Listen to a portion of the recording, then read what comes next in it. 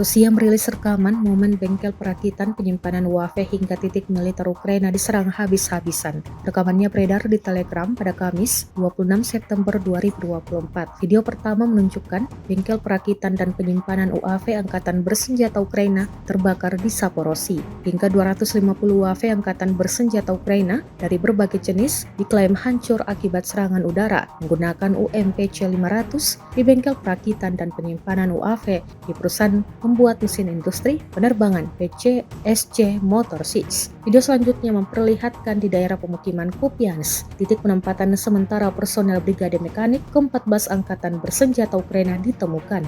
Akibat serangan udara tersebut diantaranya hancur titik kendali Brigade, BVD, dengan personel dan unit perlengkapan otomotif untuk berbagai keperluan.